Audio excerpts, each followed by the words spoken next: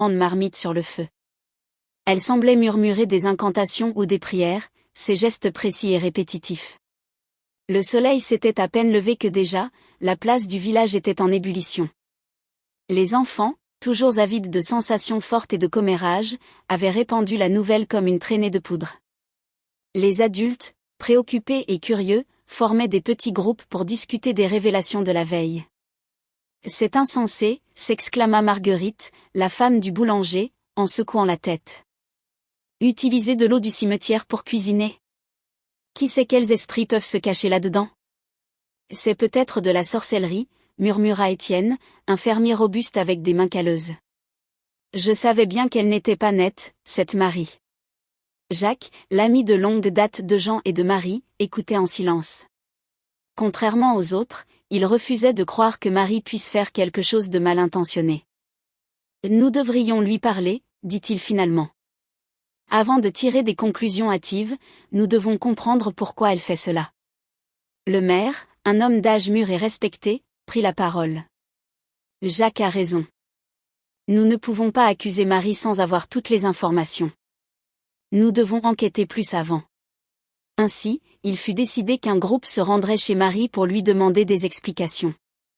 Jacques, accompagné de Marguerite, Étienne et quelques autres villageois, se mit en route vers la petite maison en bordure du village.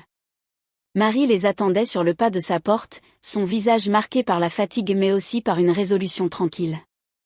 Elle les invita à entrer, et après quelques moments d'hésitation, les villageois acceptèrent.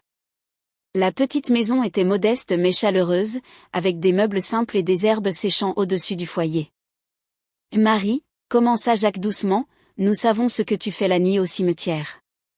Les enfants t'ont vu, et maintenant tout le village parle.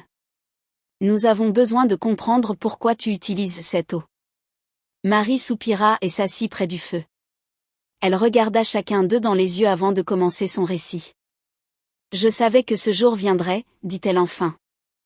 Je savais que mes actions finiraient par attirer l'attention. Mais sachez que tout ce que je fais est pour protéger le village. » Elle se leva et alla chercher un vieux livre relié de cuir, ses pages jaunies par le temps. « Ce livre appartenait à ma grand-mère, » expliqua-t-elle. « Il contient des histoires et des traditions transmises de génération en génération. L'une de ces histoires parle d'une malédiction ancienne. » Les villageois se penchèrent en avant, captivés par ces paroles. « Il y a longtemps, une terrible maladie s'est abattue sur notre village, » continua Marie. « Les gens mouraient par dizaines, et rien ne semblait pouvoir arrêter cette épidémie. Jusqu'à ce que ma grand-mère découvre un rituel